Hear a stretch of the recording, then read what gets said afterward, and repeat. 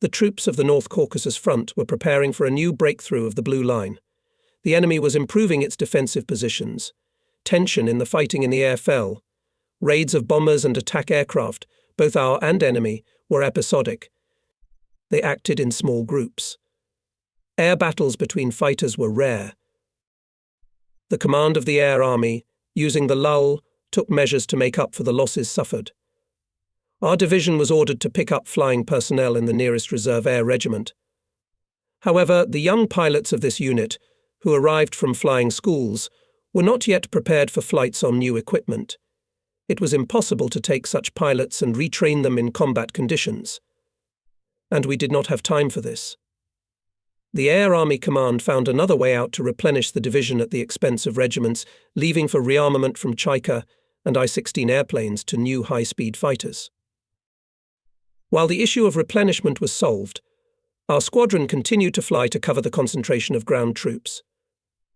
Patrolling over the front line, I paid attention to the peculiarity of enemy fighters. After a number of unsuccessful attempts to prevent our pilots to fulfill combat tasks, Hitlerites changed tactics during the period of work of our bombers on the defensive nodes of the enemy Messerschmitts and did not try to attack them, fearing strikes patrolling fighters. They circled away, waiting for the departure of our groups after the fulfillment of their combat mission. And as soon as our bombers lay down on the reverse course, Messers rushed after them. We already knew this technique. It was explained by the fact that after the successful fulfillment of the combat mission comes some relaxation, the attentiveness of our pilots over their territory becomes lower. In this situation, the fascists tried to shoot down the lagging or lost vigilance crews. Having consulted with my comrades, I decided to use my cunning, to use surprise. I see the bombers finish working on the target. I took the patrolling group with a gain of altitude to the west. At the estimated time, we'll turn around on the reverse course. At the expense of the previously gained altitude, descending quickly catch up with the group of bombers. Calculation was accurate in the rear hemisphere, are attached to attack Messerschmitts. Fascinated by the pursuit, they do not notice our convergence, and fall into a trap themselves. Lines at point-blank range, and a minute ago confident Hitlerites on burning Messers fall to the ground. The rest go to dive, then at high speed flee to the west. Our group, having struck a blow, again goes to the heights and continues patrolling over the front line. It is dangerous to pursue Messerschmitts. At this time, Junkers can come up to the height and unhindered bombing strike on our troops. And this is a failure of the task. We had to subordinate our desire to beat the air enemy to the main requirements of the day. Retreat from this always led to bad results. Unfortunately, violations were sometimes found in combat practice. The rare appearance of enemy bombers, weak activity of fighters to some extent relaxed the pilots, reduced their demanding of themselves in the performance of functional duties in combat sorties, caused some prestigious desire to increase their account of downed aircraft. Because of this, I once had to endure a heavy battle with a numerically superior enemy. One morning I was urgently summoned to the CP. The regiment commander set the task to immediately fly 6 to Krimskaya. The second pair of your group will be headed by Rechkalov, and the third Lukyanov, he said. Comrade Commander, this is some kind of a team of equal imposition chiefs. Permission to go as a flying group. Above Krimskaya, very powerful cloud cover. The Tiger ordered to send the most experienced pilots. Don't haggle and fly faster. The composition of the 6 caused me apprehension in the success of the combat task, but it was useless to argue. Approaching the village of Kievskaya. A pair of Mi-109s jumped out of the clouds to our right. Rechkalov, without even having time to warn me, turned around and went to it, taking Lukyanov's group, which was on the upper tier of the combat order. In the rear of the enemy's defences, we went only with the wingman Tabachenko. Above us found a dozen Messerschmitts. Having given the command to gather the group over Krimskaya, I aimed at it. From above, in the tail of our planes, suddenly fell a pair of Mi-109s. We energetically turned around and went into a frontal attack. Messerschmitts did not accept it, began to turn in the opposite direction. The lead Mi-109 was late with the maneuver and got into my sight. I gave him a belly shot, and the Mi-109, engulfed in fire, ran to the ground. Now it's the leader's turn. And at that moment I saw 4 Messerschmitts attacking us from the right and from above. I made a combat turn towards them. But they, bypassing us with a gain of altitude, got away from a frontal attack. For about 10 minutes our pair fought off the attacks of the enemy group. Rechkalov's 4 never showed up. And how it was needed now. The enemy so far acted sluggishly. It was felt that the shooting down of Mi-109 at the beginning of the battle psychologically affected the enemy pilots, reduced their activity. But it was impossible to count on it for a long time. In the course of the battle suddenly appeared, and a pair of Nazi fighters Fokker. From a distance of almost 2,000 meters it opened fire on us. We could not be afraid of firing from such a distance, but suddenly my wingman dived under me. "Tabachenko, stand in your place, or Messers will eat you," I gave a command. "Commander, I'm wounded, I'm going home." "Cover me." That was not good at all. What to do? If we escort Tabachenko, the whole pack of enemy fighters will rush after us. We'll be shot down like partridges. I decide to continue the fight with 10 enemy fighters, to restrain them in battle and ensure the safe departure of the wingman. "Tabachenko, dive for Krasnodar, I'll cover." Continuing to repel attacks, I watched the enemy group, ready to rush after those who would try to pursue Tabachenko. Having received a radio message about his approach to Krasnodar, I caught a convenient moment, made a sharp turn and, diving to the ground, came out of the battle. After landing was a conversation with Rekalov. "Did you throw my pair to the Messers?" "You see, Messers appeared to our right. I decided to shoot them down. They ran away into the clouds, and Lukyanov and I couldn't find you." "Your luck, Rechkalov, that there were no Junkers and Tabachenko was lightly wounded, otherwise you would have been in trouble. I threw in my heart. I didn't have time to talk to Lukyanov. I was called to the CP. Near him I saw the newly appointed division commander Colonel Ibrahim Magomitovich Dusov. In front of him stood a line of pilots. I ran my eyes over it. There were no familiar faces. "Pokrishkin, come here. Get acquainted with the new recruits who arrived in your regiment. Talk to them. You'll have to teach them your battle tactics." "Yes, comrade commander. I went to your dugout and met your academy." "What academy is that?" "Just a tactical class for training pilots." "That's what we need now. The academy teaches map warfare, and you teach to shoot down airplanes, so train the young men. We've got to make them real air fighters. They're your pilots, and you'll teach them yourself." "Reasonably planned classes," said Dusosov in conclusion, said goodbye and went to the control room. I stood in front of the formation, carefully looked at each pilot. Will they be a good replacement for the dead Fadiv, Koval, Sutirin and others who gave their lives for our country? My attention was attracted by a lieutenant standing on the right flank of the formation. His face with traces of burns, the order of the red banner on his chest said that he was a seasoned fighter. "What did you fight on and where did you burn?" "Lieutenant Klubov, on Chaika and I-16, and burned near Orjonikidze. I have 4 downed airplanes to my credit." Next to Klubov stood a small-height thin pilot, also with the order of the red banner. "Lieutenant Trofimov," he introduced himself. "Personally shot down 1 airplane and performed 70 sorties for assault." "Why are you so thin, poorly fed?" "Yes, comrade captain, no matter how much you feed him, he will stay that way." "As they say, it's not the horse's food," answered for Trofimov the man standing next to him.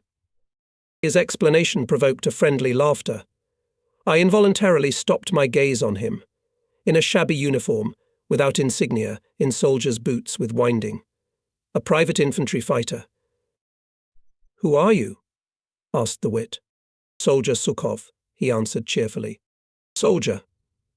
I was surprised. Soldiers do not fight on airplanes.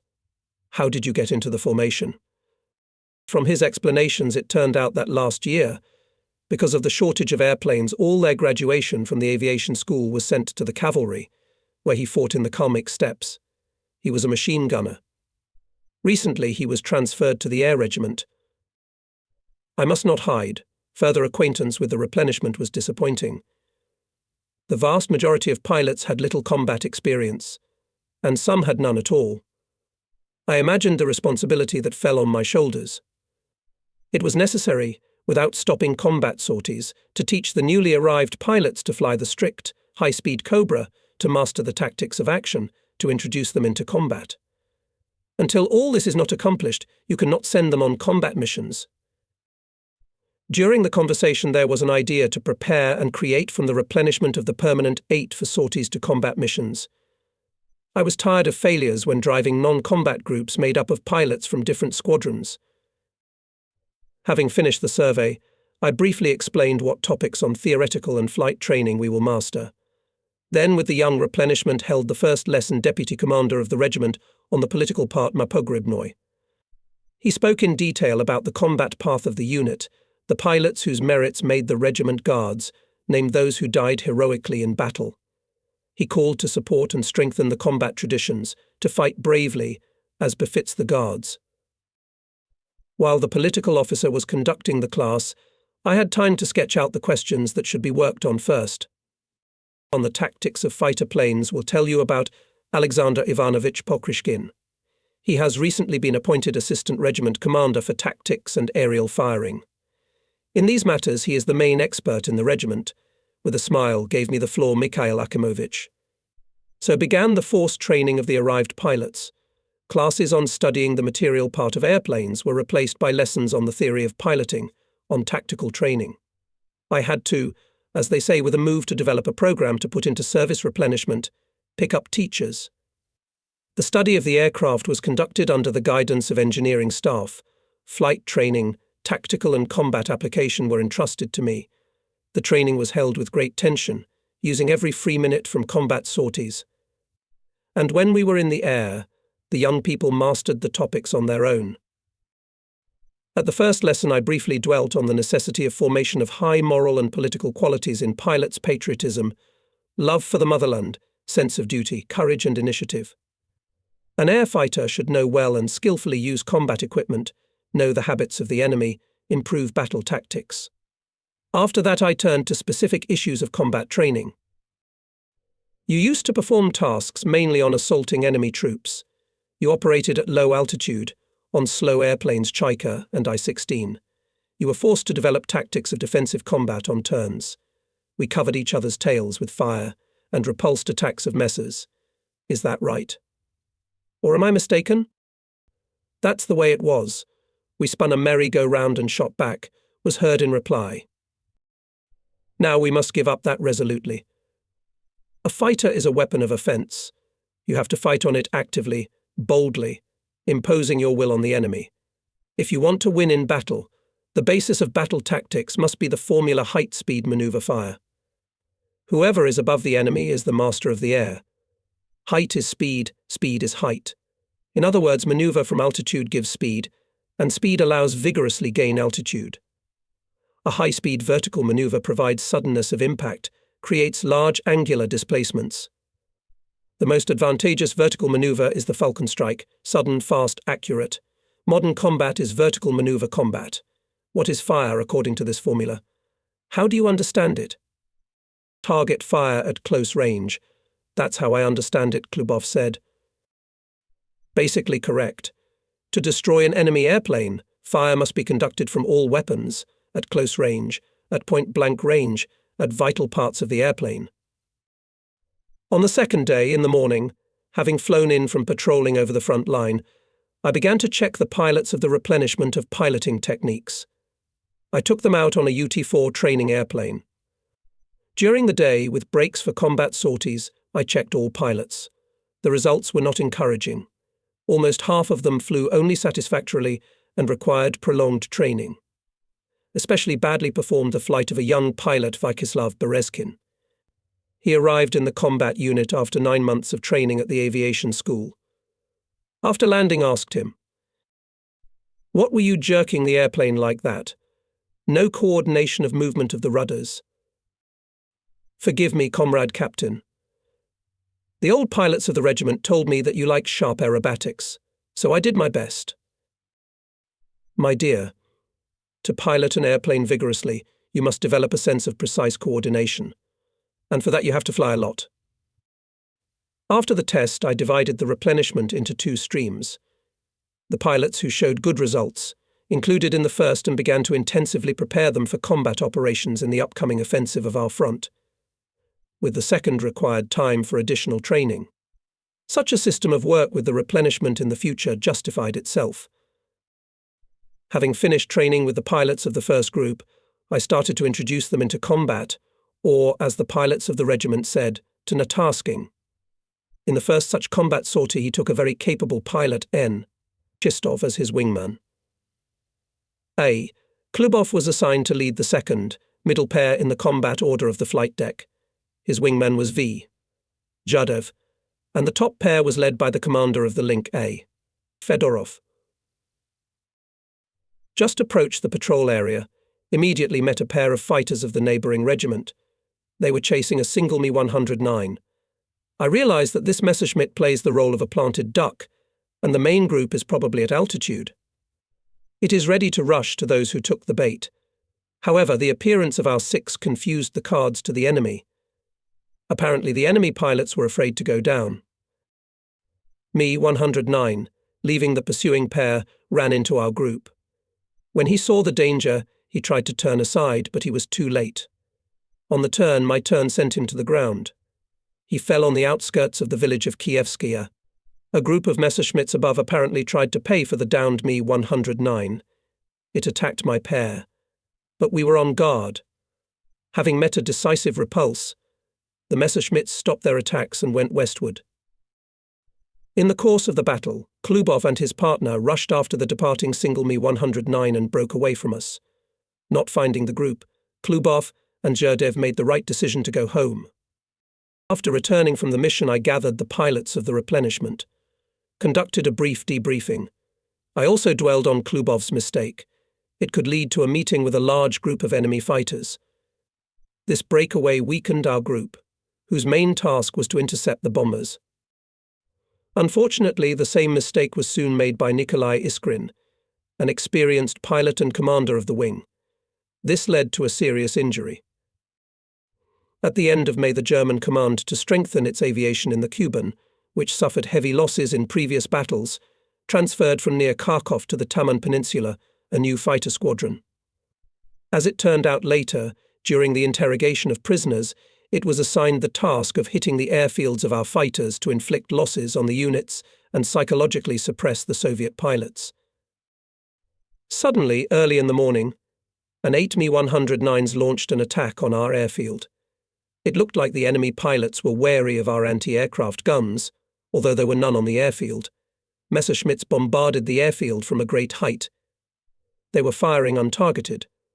Nevertheless, was killed Regiment Engineer Apollinari Urvantsev. At the time of the raid was given a rocket to take off the duty pair. She went to the taxiway. Here it was shelled, and the pilot Yakov Moisenko was wounded. During the evacuation to the hospital, the pilot already had gangrene of the thigh, and Moisenko died 2 days later. His death was the result of unwise actions of the officers of the control center. It was clear that the takeoff of duty fighters in the assault will inevitably lead to losses. Low altitude and speed do not allow the crews to maneuver to evade the fire of the attackers. The death of battle comrades saddened everyone in the regiment. But it also added anger to the fascists. Each pilot thought about payback to the enemy in the upcoming battles. The next day failure befell N. Iskrin. It happened during the Battle of R5 with 8 Messerschmitts. They tried to make an attack on the airfield of the neighbouring regiment of our division. I managed to shoot down the Me-109 with the first attack, and Iskrin hit with a Q of the second. The Messer he shot down tried to go down to the front line. Nikolai and his partner went in pursuit and killed the enemy near the ground. But at the same time he broke away from our group. Soon he was hit by enemy fighters retreating to the west. Falling from the height, they lit Iskrin's plane on fire. Jumping from the plane, Iskrin's foot hit the stabilizer and crushed his shin. His wingman Stepanov covered his comrade descending by parachute and repulsed Nazi attempts to shoot him in the air. Fortunately, Iskrin survived, but he could not fly anymore. The regiment lost an experienced and brave pilot. I felt very sorry for Nikolai. With him we made many joint combat sorties. We got accustomed to each other, became close to each other. The new offensive of the North Caucasus Front troops at the end of May began with powerful strikes of artillery and aviation in the breakthrough strip. And in the air unfolded the Third Air Battle over the Kuban. Our regiment took an active part in it. The main attention was focused on covering the ground troops. On the first day, our group was assigned the task of clearing from enemy fighters the zone of air training near the villages of Kievskaya and Krimskaya. In my Strike 4, I included 3 trained pilots from the new replenishment. To cover it, the third pair in the combat order of the deck, headed by an experienced wing commander Lukyanov. When entering the target area, detected to the west of us 6 enemy fighters. I led the group to approach. However, the Nazi pilots did not take the fight. Forcing the engines, they went to the Kerch Strait. We could not leave the area and went back. Below to meet us in a column of 9s went more than 200 of our bombers and attack aircraft accompanied by fighters. It was pleasant to look at such a powerful battle formation. Suddenly the airwaves sounded a warning from the forward control center, from the Tiger. In the air appeared messers. Be attentive. I'm 100. Where are the messers? Point them. Immediately gave a request. 100. I'm Tiger. Carry out your mission. The escort fighters can do it without you. In that flight, I really wanted to show an object lesson to Trofimov's pair, which was being introduced into the battle for the first time. Fulfilling the order of Tiger, we continued to search for enemy fighters, and soon found them above the column of bombers, but below us, there was no time to lose. I'm 100, messers below us. Attack. Gave a command to the group and vigorously made a coup de grace for a falcon strike. The attack was swift. The leading group of Messerschmitts shot at point-blank range. He soon crashed into the ground. The others rushed down. My wingman tried to catch up with them. I had to give him a command. Chistov, stand in place. Our task is not to let them on the battlefield. Groups of our bombers and attack aircraft worked hard on the target. The task of clearing the area was accomplished. I shot down a Mi-109, but it was not satisfying. I wanted to show young people different ways of attack. Carefully looked at the airspace. Messerschmitts walked aside and did not get into active combat.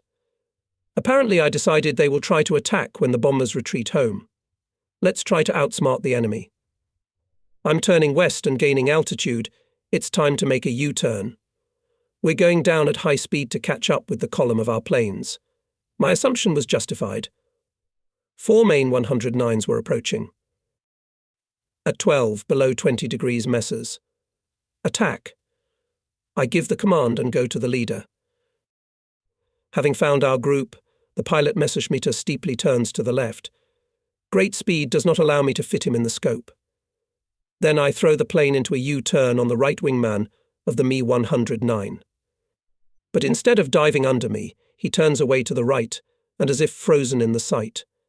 A long line at point-blank range hits the Mi-109. He immediately goes to the ground. The first shot down is payback for the recently killed Ervantsev, the second for Moisenko.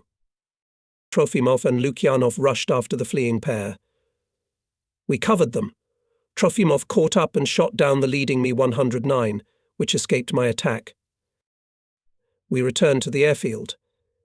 It was pleasant to hear cheerful stories and laughter about the battle.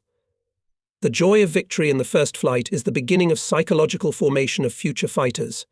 Young pilots grow into fighters. Now they are in the battle formation of the regiment, replaced the dead. On a par with experienced pilots, will continue to crush the enemy in the sky, fight for freedom and honor of our beloved homeland. At the end of the day, I stopped at the parking lot. I see my plane surrounded by pilots and technicians. What happened? Didn't one of my close friends die? But cheerful, smiling faces immediately calmed me down. I climbed out of the cockpit onto the wing of the airplane and, unbuckling the parachute straps, asked, "Why so cheerful?" "The war is not over yet. Congratulations on the awarding you the title of Hero of the Soviet Union. said Pavel Pavlovich Kryukov. I look at him as if I'm seeing him for the first time, and a feeling of joy overwhelms me. It means that the command highly appreciated my combat activity. I jumped off the wing and got into the arms of my combat friends. Strong handshakes, warm congratulations touched me. When everyone calmed down, I asked, "Who else was awarded this high rank?" "In our regiment, Fadiv, Rechkalov and me, and in neighbouring regiments Boris and Dmitry Glinka, Semenishin and other pilots," said Kryukov. "Dear Pal Palak, how happy I am for you. Congratulations from the bottom of my heart. Too bad about Fadiev. Vadim didn't live to see this happy day." In the evening at the division headquarters they honoured the heroes, and the next day again began combat flights and hot battles in the air with a superior in strength enemy. The German fascist command, in an effort to hold the defence, engaged additional bombing squadrons from southern and eastern Ukraine, concentrating more than 1,400 aircraft. The enemy created a 1.5 superiority over the Soviet air group in the Kuban. To some extent, this also affected the results of the actions of ground troops. After the capture of several settlements, the offensive gradually ran out of steam. The talented military commander Colonel General Ivan Efimovich Petrov, who took command of the front at that time, reasonably assessed the situation and the opposing forces. With the permission of the Supreme Command headquarters, he decided to stop the offensive and began to prepare a decisive defeat of the enemy on the Taman Peninsula. There was a relative lull in air battles. Not stopping sorties on combat missions, tried to use all opportunities to improve the training of the second group of pilots' replenishment. The turn came to Olefrenko, who arrived to us, former cavalryman Sukhov, Bereskin and other pilots with low flying time on combat aircraft. Training mostly went well. Only with Sukhov in the beginning there was trouble. Performing a complex aerobatics in the zone, on a vertical slide Sukhov piled the car on his back. The fighter lost speed and went into a reverse corkscrew. Watching the plane falling to the ground, I counted the turns and realized that the only salvation was to leave the Cobra. "Sukhov, Sukhov, jump. Jump immediately," I ordered on the radio. The airplane continued to rotate, falling to the ground. Here is already near the ground. My heart clenched. It seemed that doom was imminent. I even involuntarily turned aside. "Comrade Commander, you're shouting in vain to Sukhov. Our soldier is already on the ropes above dangling," said Andrei Trud with a grin. He was standing next to me. I looked up and saw the parachutist. My heart was relieved. He was saved. I threw the microphone on the ground and went to the command post. An hour later, Sukhov was brought by car to the command post. He looked deplorable. Later, recalling these minutes, he said that then he had already decided that it was his last flight. He went to the regiment commander and reported what had happened, holding nothing back. He did not make a decision. "There's your teacher." He pointed at me. "With him and decide how to proceed." We left the control room. My excitement was gone. My resentment for the pilot's blunder had subsided. "Well? Are you going to fly or go to the landers?" I asked. "I see Sukhov can't think of anything from the start. Did you get a big scare?" "A little scared.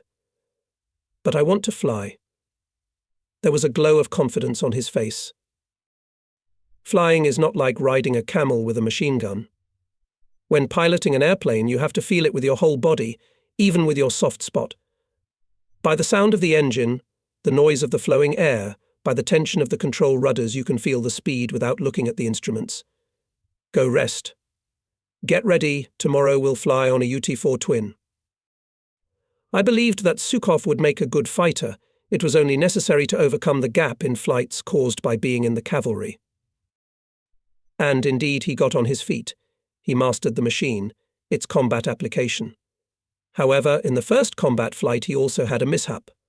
When flying on patrol, he was assigned as a wingman in the middle pair of 6 to Zherdev.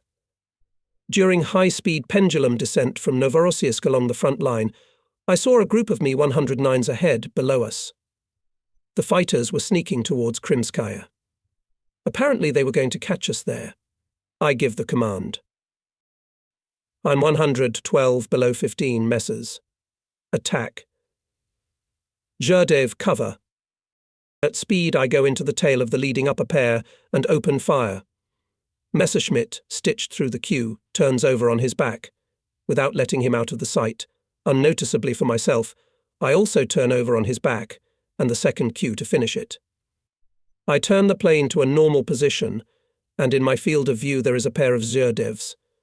But what is it? Behind Sukhov's plane there is a jet of black smoke. It's burning. When was it lit? Why didn't I see it? Sukhov, what's the matter with you? I asked. Everything's all right.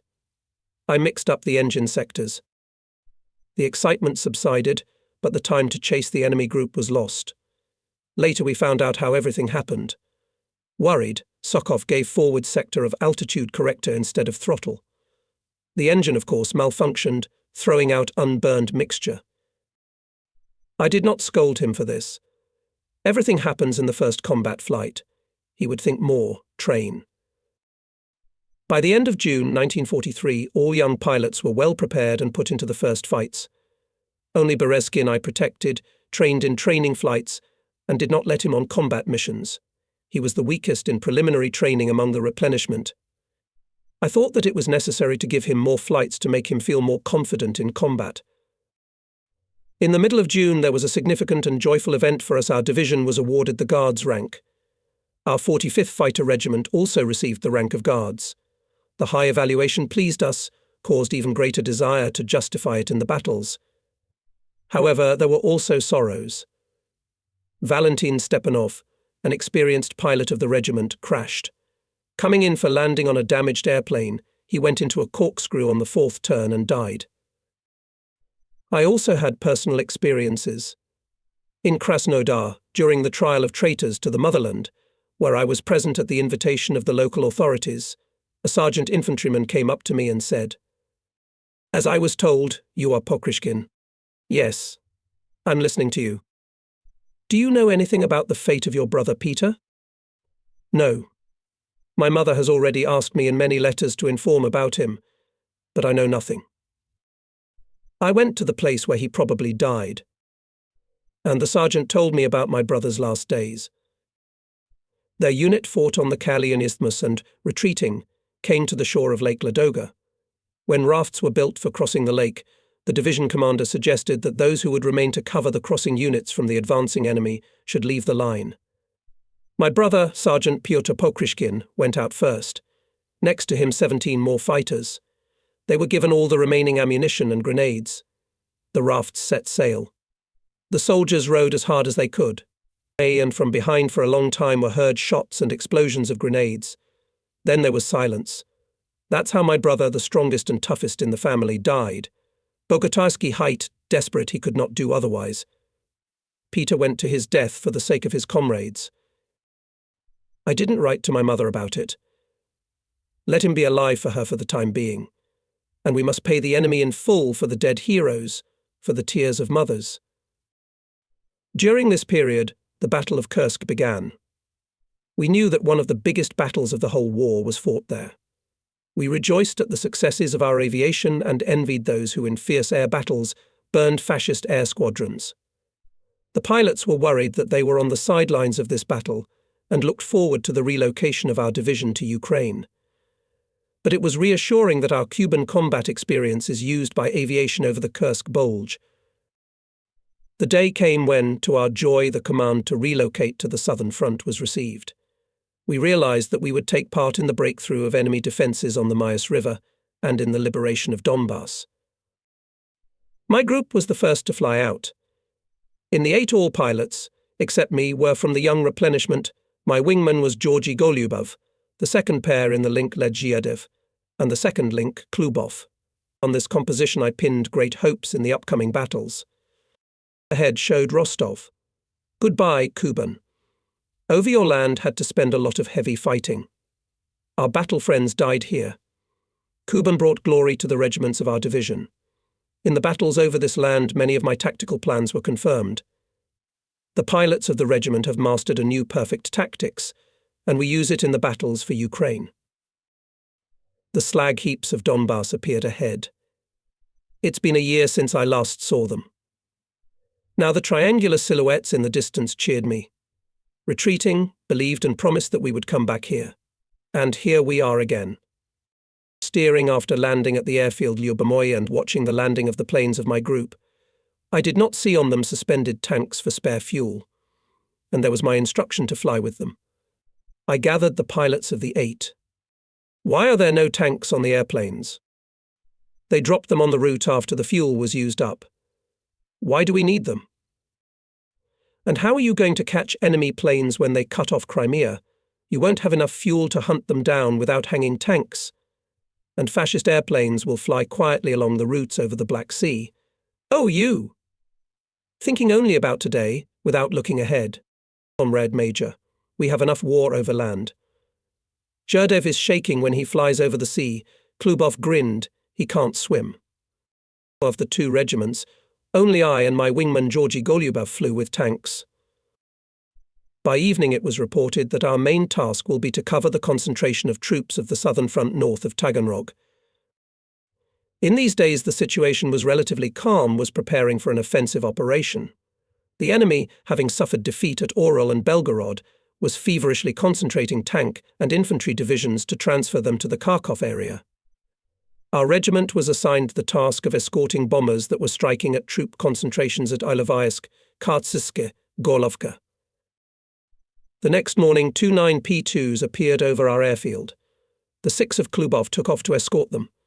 After them flew out my 4, which had the task to block the enemy airfield near the city of Stalin. Suddenly heard on the radio exclamations of pilots. A couple of Klubovs were shot down. Where are the messers? Looking back, I saw 2 airplanes falling to the ground, tumbling. 2 parachutists were hanging in the sky. Quickly surveying the airspace, I saw no enemy fighters. It became clear that they had collided. Realizing that the escort group was left without a commander and would not be able to successfully defend the bombers, I decided to change my task. I give the command. I'm 100. Everyone to your places. My group is coming with you in direct escort. 4 of Klubov's group is going to strike. Apparently, a calm, firm voice brought calm. Chatter on the radio immediately stopped. At the approach to Kartsisk to the bombers tried to break through a group of Messerschmitts, but received a sharp rebuff. Messers moved aside and from a height watched our actions. At this station and around it were up to 10 echelons, a large concentration of tanks and cars. There was loading. From the bombers sprinkled bombs. Above the cars and equipment stood a band of explosions. When turning home, I looked at the station. Dozens of smoke columns were rising up. This meant that not all the tanks and cars would reach Kharkov. After the arrival, I did not have to scold Klubov and his wingman. Zayev had already done that. I spent with all the pilots to analyze the mistakes in the pair of Klubov, which led to a collision of aircraft through the fault of the wingman. Karpov, you were taught to rearrange in a pair with a preliminary soaring and transition from above the leading aircraft. You were rearranging with a downgrade, were blinded by the sun and crashed into Klubov's plane. What more study do you need? My fault, Comrade Major. An old-school habit has failed me. It won't happen again. Please don't suspend me from combat flights. You'll fly. But remember, during vigorous maneuvers of a pair, the wingman always goes in a sharp extended bearing. Remember this on the ground and in flight.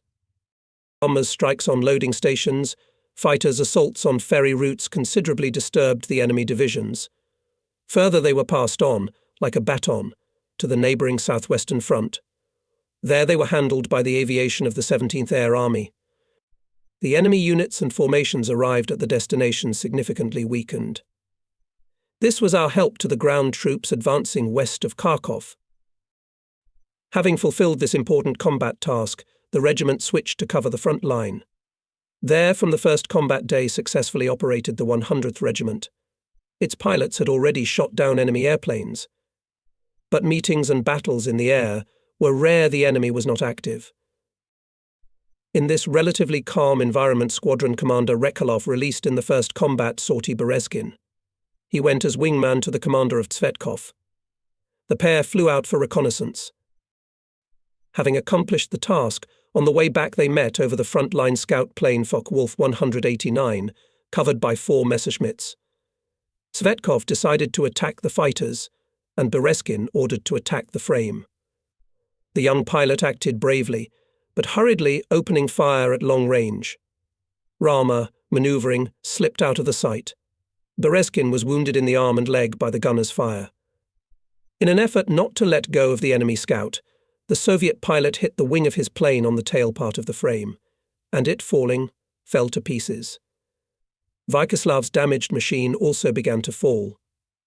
There was only one thing left for salvation: a parachute. Fortunately, the west wind blew Berezkin to the front line of our troops. He was treated and sent to the hospital. He returned to the regiment almost 3 months later. In mid-August, suddenly received an order for an immediate flight to the area of Izium. The southwestern front began an offensive operation to the rear of the Donbass grouping of the enemy. Our 9th Guards Division of the Reserve of the Main Command was being transferred to reinforce the 17th Air Army. We were not given time to fly over the combat area and to familiarize ourselves with the local conditions. And the local aviation units apparently did not notify of our arrival. Subsequently, this had a negative effect on combat operations. Pilots on Lags and Yaks often attacked us, mistaking our Aerocobra airplanes, unfamiliar to them, for enemy ones. On the second day after the flight first flew out 6 Klubov. South of Izium pilots found 2 Scouts correctors Focke-Wulf 189, accompanied by 2 pairs of fighters. At altitude were still detected 4 fighters. Klubov gave the command to cover it, and from above the pair suddenly attacked the correctors. Both frames were shot down with the first attack. Covering Klubov, Andrei Trude ignited a Messerschmitt. It was a good start of combat work on a new front for us. Flying out after them 6, we arrived in the area of cover according to the schedule. There was already fighting with enemy fighters group Lag, to replace which we came. The enemy bombers, unfortunately, had time to bomb and went south. Our group caught up with them. With the first attack, I managed to shoot down a U-88. In subsequent attacks, several more enemy machines were shot down and hit. However, an order from the Forward Control Center forced us to stop the battle and return to the breakthrough area, where a new enemy air raid was expected. During subsequent sorties, I noticed that the enemy's long-range reconnaissance aircraft repeatedly flew to our rear. It flew at high altitude and almost always at the same time. We decided to intercept it by the method of free hunting. We flew as a foursome. Such a group composition was envisaged in case of a possible meeting at altitude with enemy fighters. The weather was excellent, visibility was good.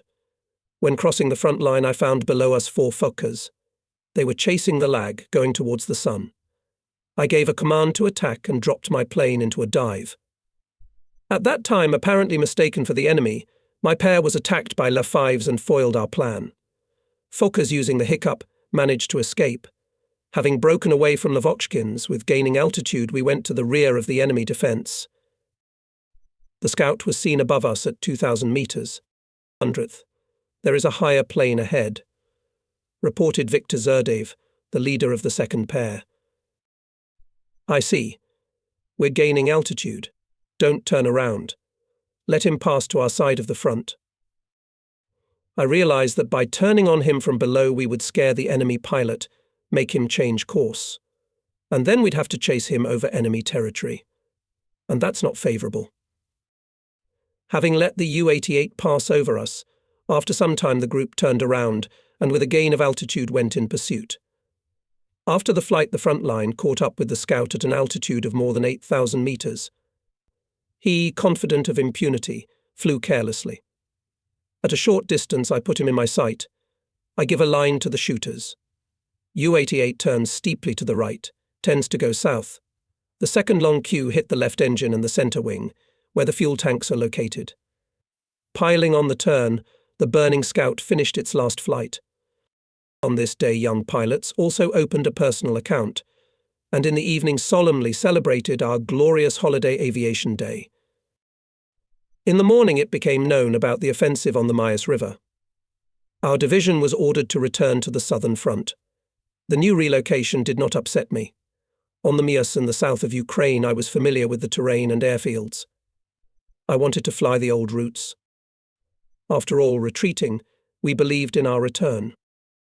By evening we flew to Mias, and early in the morning we went by fours to cover the entry of mechanized and cavalry corps into the breakthrough. We came to the right area. I tried to contact the Tiger, but the search and control station is silent. Probably, I think, after the night move did not have time to deploy. I decided to switch to independent search of the enemy. I had quite a lot of experience in this. Soon we saw 3 9U-87 bombers approaching the front from the west, covered by fighters. I'm the 100, ahead of the Lapti. Attack. Zherdev, cover. I give the command and rush down at high speed to meet the bombers. The enemy, having detected us, began to reorganize in a defensive circle, dropping bombs on their troops. Attack and U-87, with Howling, went into a steep dive to the ground.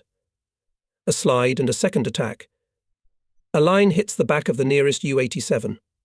He turns over. A line on the belly, and the bomber falls to pieces. Again going uphill. I hear the voice of Tiger on the radio. Sotka, attack the bombers. Attack. Help is coming to you from the south. I looked to the left. 4 fighters were approaching us. Brothers, we got work to do. Hurry up and get over here. I radioed and I looked at the approaching vehicles. Brothers went with smoke from the afterburner engines. It was Messerschmitts. I turned around for a frontal attack. Then I heard, Soka, I'm Sukhov, covering you. Golubev was hit. He went home. Messerschmitts, not taking a frontal attack, stretched out in a column. I understand, trying to bypass us to attack us stretched out in a sharp bearing pair. Suddenly I see in the tail of Sukhov's plane Messerschmitt. Sukhov went trace. I shout to him, Pull, Sukhov, pull the handle on yourself. Pull harder. Bullets hit the wing of the plane, and it went down in a sharp turn. Hit. Don't let them kill me. I angrily attacked the 4, shackling them in combat. The whole enemy group is pouncing on me. I turn the fight into a vertical maneuver. You can't take me like that. I'm spinning and I hear Zherdev's voice. 100, I'm alone. I left the battle for the assembly point Kuibyshevo. I didn't care about the assembly point. Messerschmitts, having numerical superiority, went around trying to catch my plane in the sights. But as soon as I went on the attack, ran. At some point in the battle I successfully got into the tail of a Messerschmitt. I didn't have time to open fire, as a trace passed over the wing of my airplane. I looked back, another Messer was in the tail. Vigorous controlled barrel roll with descent, and I left under fire. The enemy who was attacking me passed over me. I raised the nose of the airplane, put the crosshairs of the sight on a reproach and opened fire. From the wing of the Messerschmitt stretched a white jet of steam, broken radiator, cooling engine. Damaged Messerschmitt went with a decrease to the west. The rest of the trio followed him. I made 2 gentle turns and, having found no strangers or my own airplanes around, I breathed a sigh of relief and took a course home. When turning in, I did not see Georgy Golubev's plane in the parking lot. I was worried why Golubev did not return. Viktor Zherdev and Konstantin Sukhov came to me. What happened to Golubev? Who saw? Sukhov, gesticulating, told about the events of the battle. At the moment when I rushed to the second bomber, I was attacked by a pair of Messerschmitts. They fired from a distance of more than 500 meters. Golubev, saving me, rushed in front of them and took the blow on himself. On the burning plane, he pulled into the area of our troops. This message Sukhov, supplemented by Zherdev, I was even more concerned. Did Golubev manage to reach our territory or, having thrown himself out with a parachute, fell into the clutches of the fascists? I regretted that flew on Patrol 4. Such a group is too weak for a serious battle. Well, how did you end up as my wingman? I asked Sukhov. You were with Zhiedev? When I repulsed the attacking messes from Golubev, I joined you as wingman. And why did you make a weak turn and let yourself be shelled? Did you bring a lot of holes? I was afraid to corkscrew, and a few bullets hit the plane. I got away with it. Next time in the battle on a turn, pick up on yourself and depth rudder trimmer, or they may shoot you down. I did not reproach him for the fact that with minor damage to the airplane he left the battle and left me alone with 4 enemy fighters. In the first battles, even minor damage from bullets seems heavy to a young pilot. This shyness with time, as he gains combat experience, passes. Flying out after our return, 6, headed by Squadron Commander Sergei Lukyanov, held 2 heavy battles. Young people showed themselves brave fighters. When approaching the 6 to the area of Cover Tiger, reported, Lukyanov, on the approach of groups of bombers. Quickly attack. Roger. I'll do it. At the same time, the voice of the leading upper pair, Trofimov. Ahead on the right are 2 groups of bombers with fighters. On Lukyanov's command, Trofimov's pair fell on the Messerschmitts and restrained them in combat. The pilots were active and shot down the Mi-109s. Lukyanov's and Fedorov's pairs attacked the first 9 bombers from the side of the sun in the forehead. Immediately set fire to 2 U-87s. Hitlerites in panic fled. Then our 4 hit the second 9 of the enemy from the rear hemisphere. 2 more Junkers crashed into the ground. Bombers in disorder rushed in the western direction. Pursuing them, our pilots saw the third 9 bombers approaching the area of cover and went to approach it. The first attack and the burning U-87 fell out of formation. Dropping bombs on their own territory, the bombers, breaking the formation, abruptly turned back. Lukyanov's group could no longer pursue them. The Messerschmitts piled on. There were more than 10 of them. We had to fight with them, having at the limit of fuel and small remnants of ammunition and shells. All day until darkness, the pilots of the division, having refueled their planes, were in the air, covering the successful offensive of our ground troops. During this intense combat day, the pilots of our regiment alone shot down about 10 bombers and almost as many Messerschmitts. The second day of our stay on the Maya's front was no less full of combat sorties. The enemy sought to eliminate the defence breakthrough and disrupt the entry of the mobile group of front troops, mechanized and cavalry corps. Despite heavy losses in the air, the leadership of Hitler's air formations intensively threw into battle groups of bombers under cover of fighters. In the evening counted the results of 2 days of fighting, summarized the actions of each pilot, pleased with the success of young people. With each battle, young pilots acquired the qualities of real air fighters' guardsmen. Especially distinguished Nikolai Trofimov. For these 2 days he added to his account shot down a bomber and a fighter. During joint flights in groups, this pilot always surprised me with his calmness, even in the most difficult situation. Confidently, bravely and intelligently he fought, was a unique fighter. Many young pilots tried to imitate him. But they still lacked Trofimov's calmness when meeting the enemy. Seeing the enemy first, they excitedly shouted on the radio. On the right, Messers. Bombers ahead. After such a sudden shout, somehow involuntarily arose a tense state. It embraced the entire group. We had to relieve the psychological tension with a command. Calm down. Cover group to attack the Messers. I 4 go to the bombers. Trofimov, flying in my 6, always headed the top pair, covering the strike 4. When the enemy was detected, he calmly, even somehow mundane, reported. On the right below Messers. I'm going to attack. His voice was as if he was not in mortal combat with the enemy, but was talking on the ground with his comrades. The jubilation of the youth from the first successful battles and personal victories was supplemented by the return of Georgy Golubev to the regiment. We were unspeakably glad to him. Everything that Sukhov told us about his actions in the battle was fully confirmed. I looked at Golubev with a sense of gratitude for his brave deed. Why did you put your plane under fire, Messers?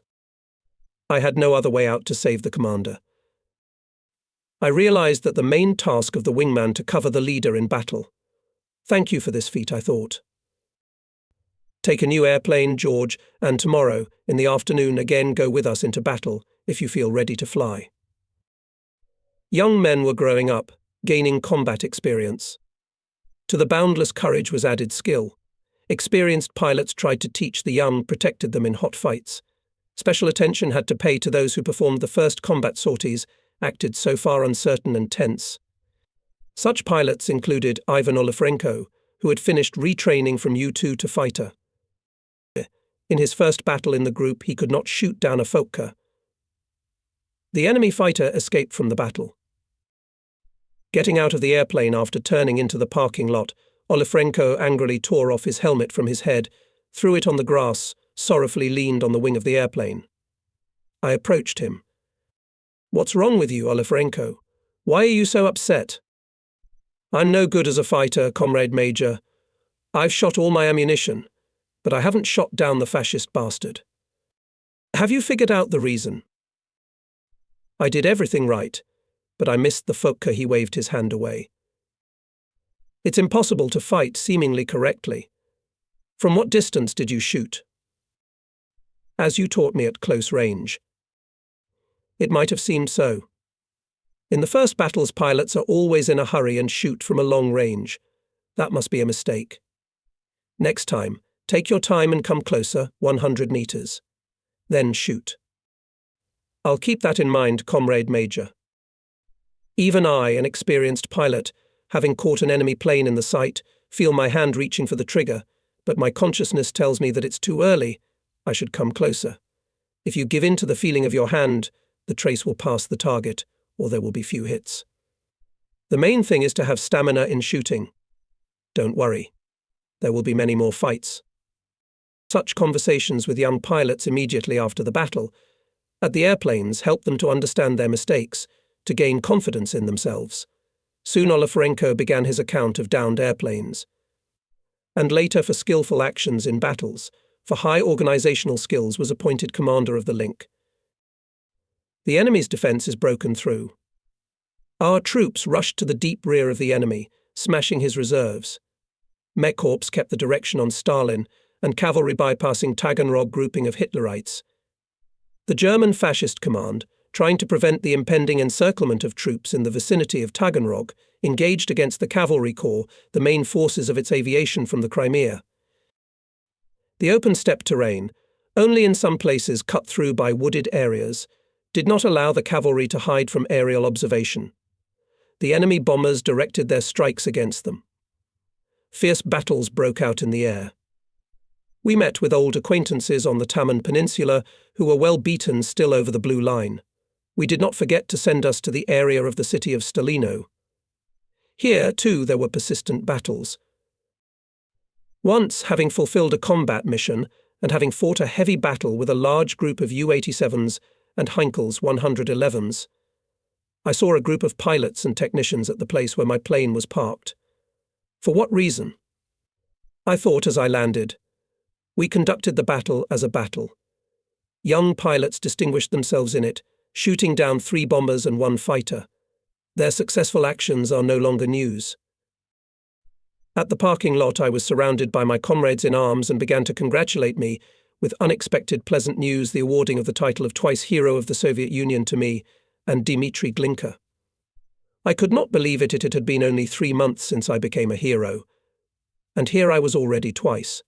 True, by the number of enemy planes shot down, by the status of awarding everything was right. The title of twice Hero of the Soviet Union was awarded for 30 enemy planes shot down, and my official account has already approached 40. In the evening at dinner, Pogrebnoy officially congratulated me, confirming the report of pilots and technicians. The awarding of the 2nd Gold Star to me and Dmitry took place a little later, at the headquarters of the front, renamed the 4th Ukrainian Front. The celebrations, as always in war, were short. It was necessary to rest after a hard day and be ready for new battles in the morning, and the technical staff had to patch up the holes in the airplanes during the short night. The sun was just rising and the group was already in the air. I looked at the rack of pairs and rejoiced that my desire to create a permanent 8 of young pilots realized. I have a wingman is G. Golubev, the 2nd pair V. Cherdiv and K. Sukhov. This is a shock link for action against the bombers. The second link, guarding my from the attacks of fighters, is headed by A. Klubov. All the link is young, but has already shown itself well in the battles. I did not have to admire the combat order of the group for a long time. From the west, against the background of the ground, showed a column of 9 U-88s covered by fighter escorts. In front, below, bombers with Messers. Klubov, cover. Attack head-on. Gave the command and rushed down, marking the point of opening fire. The leader of the first 9 himself climbed onto the track and caught fire. Leaving a trail of smoke, he crashed into the ground. Leaping over the formation, firing on the next groups. From the hatches of enemy vehicles sprinkled in the field bombs. Thinned 9 disorganized turned to the west. Having skipped the column, we start attacking the back rows. Klubov shouts over the radio. 100 hit the bombers. I'm covering. But with his 4, he was unable to restrain the actions of more than a dozen Messerschmitts. Already after the second attack on the departing bombers in our direction ominously stretched trails. This is firing Messers. We had to throw junkers and repel attacks. The pilots, strengthened in the battles, having on their account shot down planes, were eager not only to fulfill the task of covering the troops, but also to fly on the free hunt. I believe that not all of them are not yet fully ready for this complex type of combat work, held them back. Free hunting is the highest class of action. After all, you have to fight in special conditions, singly or in pairs stealthily penetrate the fighters in the rear of the enemy, independently find the target, and suddenly destroy it, avoiding a meeting with large enemy forces, trying not to get under heavy fire of anti-aircraft guns. After persistent requests, I allowed the most capable pilot Alexander Klubov to fly out on the hunt with his regular wingman Nikolai Karpov. The estimated time passed, but Klubov's pair was not there. Everyone began to worry. On the last litres of fuel to the airfield finally came one Klubov. All anxiously watched his landing. The airplane was steeply descending, then soared from the planning glide path. It became clear that the fighter had broken depth rudder control, and the pilot was using a trimmer for control, or perhaps he was seriously injured. The plane landed with the landing gear retracted. Klubov climbed out of the cockpit. He was immediately surrounded by pilots and technicians. It's all right. No injuries. The airplane, however, seriously damaged. What about Karpov? I asked. He was shot down. He parachuted down to the location of our troops. He was relieved. From the story we learned how the battle was held. Having met at the front line 6 Messerschmitts, Klubov Falcon blow knocked down the leading one, and instead of immediately leaving up tried to set fire to the second one. But his pair itself came under enemy fire. Karpov's plane caught fire, and he ejected with a parachute. Klubov covered the wingman. He did not let the enemy shoot at him in the air. He spun in the battle with such overloads that the plane was deformed. Not easy, apparently, was Klubov. His machine received dozens of bullet holes, were broken depth rudder rods. Everyone wondered how he was able to fight off 5 Messerschmitts to come and land on a damaged airplane. Do you understand now what free hunting is? I asked him the next day. Here you have to act cunningly, deceive the enemy, strike suddenly and leave before you turn into a game. That fight taught me a lot. But I feel sorry for Karpov. What if he was carried away by the wind and landed in the enemy's location? A few days later, Karpov returned to the regiment, alive and unharmed. True, exhausted and tired. Cavalry corps defeated the encircled Taganrog group of the enemy and rushed to Mariupol. In those days, columns of smoke rose to the sky above the city. The enemy was preparing to withdraw, blowing up and burning factories and buildings. Echelons lined up on the railroad in the direction of Volnovakha. In a dense stream, the fascists were taking out valuable equipment of factories and their warehouses. It was necessary to block this highway. Performing a reconnaissance flight along the railroad, a pilot of the 100th Regiment Ivan Babak, at low altitude, saw people waving to him from the windows of freight cars. Having flown in, he worriedly reported, "Our people are in the wagons. Fascists are taking them out of Mariupol to hard labor. It is necessary to take urgent measures. His message excited the pilots. Elias and fighters, group by group, went on an assault. They struck with special precision on steam locomotives and tracks ahead of the train. A traffic jam was created on the road. The guards scattered. The locals opened the cars and let out the people being taken to Germany. Rapidly pursuing the retreating enemy, the Soviet soldiers liberated the city of Stalino and began the complete expulsion of fascist invaders from Donbass. Our regiment flew to liberated Mariupol. We saw a terrible picture. Blast furnaces and open hearth furnaces were blown up. In the ruined shops of the factories there were mangled metal roof trusses. In the port there were fallen cranes. The ruins of burned buildings in the residential part of the city appeared before our eyes.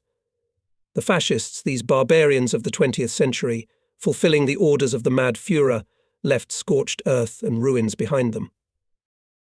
For the mass heroism in the battles of our 9th Guards Aviation Division by order of Supreme Commander-in-Chief Stalin was given the name Mariupol. In combat flights we saw columns of smoke over Donbass, from where fascist armies, trying to avoid encirclement, were hastily retreating.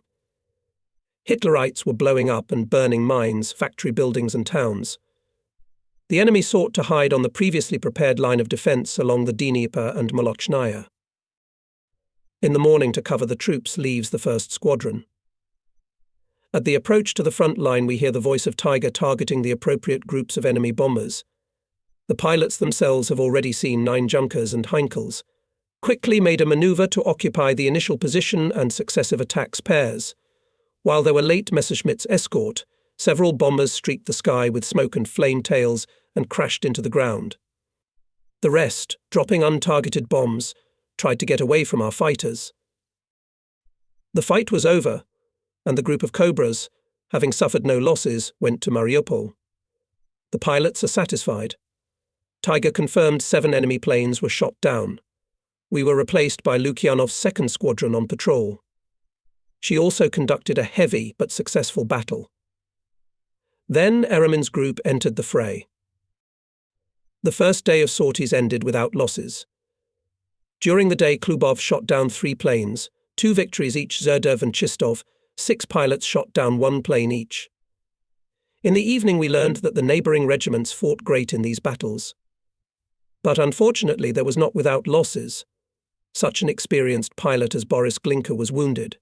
Fighting even with a small group of the enemy requires a flexible, thought-out tactics, for mistakes have to pay in blood. In this flight, Boris, trying to prevent a group of U-87s from aiming a strike at our ground forces, went to attack a tightly going 9, and the speed was low. It did not give an opportunity to quickly jump through the fire barrier of the enemy's aerial gunners. Glinka's plane was shot down, and Boris was badly wounded. The bullet hit him in the left shoulder. Overcoming pain, the pilot still managed to land on the damaged machine with the retracted landing gear near the cavalry unit and immediately fell into the hands of the medics.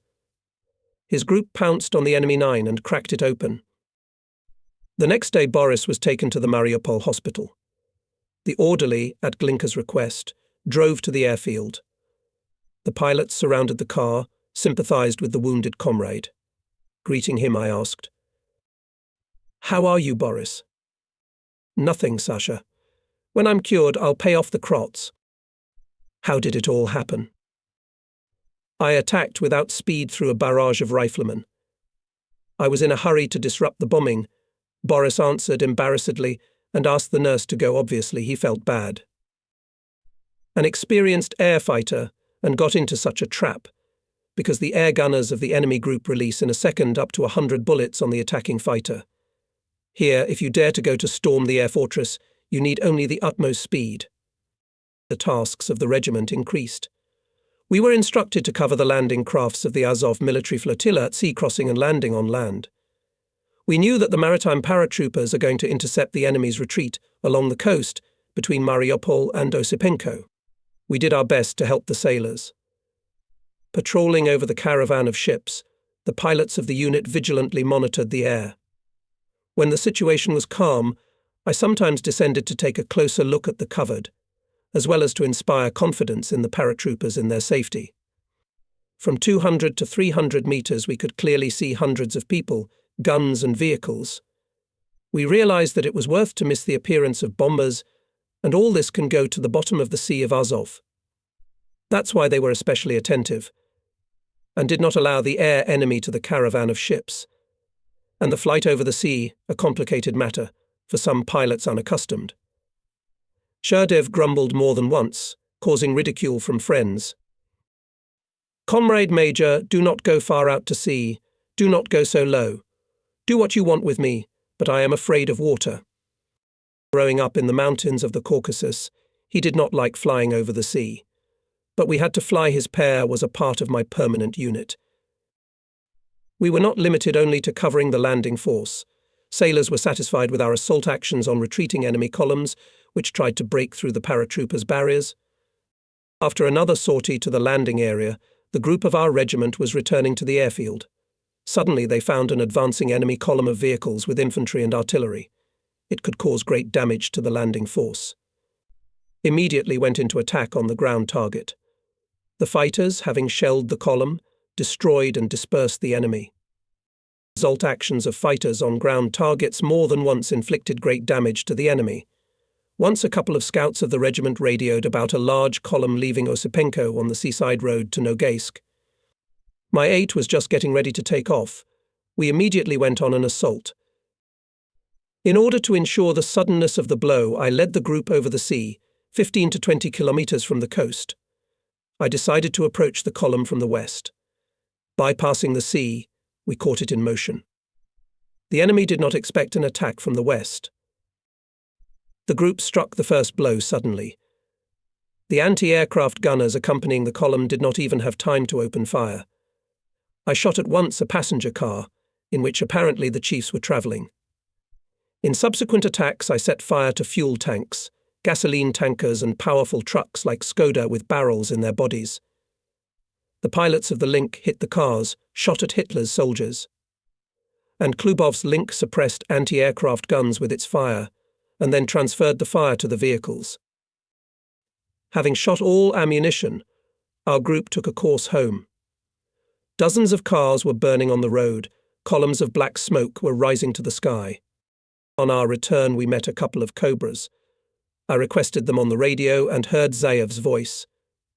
"Let's fly to see your work." After returning, I asked Kryukov, who was flying in a pair with Zayev. "Pal Palik, how was our assault?" "We looked at your results. You did a great job with the column." Smoke mushrooms rose to the clouds. "This is revenge for our burned cities, for Mariupol." Soon after the advancing troops, the regiment flew to Osipenko. To our previous tasks, added intensive reconnaissance of enemy defences on the Molochnaya River and monitoring the exit of his troops from the Crimea. Reconnaissance flights to the deep rear of the German defences on our section of the front began after a visit to the regiment deputy commander of the Red Army Air Force FY Faye, Falaliv. He set the task to conduct reconnaissance of traffic on the roads, as well as to obtain information about the airfields of the Crimea. Such a task could be accomplished only by flying with additional suspended tanks. And in the whole division there were only 2 of them, me and my wingman Golyubov. All the rest were left in the rear units in the Kuban or dropped during the flight. Our tanks, we and fly with them, I decided. It was dangerous to give them to other pilots for reconnaissance flights. They could be dropped in flight. And then my plans for free hunting. In the air, communications over the Black Sea, after cutting off the Crimea from the land, will be thwarted. I decide to fly only my pair on these difficult tasks. In long flights along the route Simferopol-Dzhankoy-Melitopol, we uncovered the intensive advance of columns and railroad echelons from the Crimea to Melitopol, as well as a number of enemy airfields. Using this intelligence, the bomber aviation made a number of successful strikes. Our sorties could not do without encounters with enemy fighters and anti-aircraft guns. However, having experience in reconnaissance, using tactical techniques proven during 2 years of war, we were able to successfully cope with the difficult task. One day after a combat sortie, when taxiing, the airplane fell into loose soil and broke the landing gear leg. We started to push it out. Then we had to make a dig. Suddenly the technicians saw corpses in the pit. When they dug, they found dozens of dead people. The same burials were found in the forest plantations on the borders of the airfield. The pits were filled with shot men, women and children. From local residents, we learned that the fascists often brought groups of prisoners to the airfield and brought here civilians under the guise of mobilization for work on the construction of the airfield. Hitlerites' atrocity outraged the personnel of the regiment to the depths of their souls. Many involuntarily with anxiety thought about their loved ones, about those who were on the territory occupied by the enemy. Yakov Weishmud was especially worried about his family. His wife and children did not have time to leave the town of Nogaisk when the tanks broke through to the Sea of Azov. It was just in those days when I was fighting my way with a shot-down airplane from the encirclement. One day he came up to me. "Comrade Major, you are now left in charge of the regiment. I ask you to allow me to go to Nogaisk for a few days to find out about my family who stayed there." There was so much anxiety in his voice that I did not dare to refuse, despite the intense combat work of the regiment. "All right. Take a car from the battalion and leave. You decide how many days it will take. You'll catch up with us at the new airfield. In 2 days the regiment will fly to the state farm Rozovka." I looked after him with regret. This trip would not bring him joy, but terrible grief. I had no doubts about the death of his family. After the capture of settlements, the fascists first of all destroyed the Jewish population. 2 years had already passed.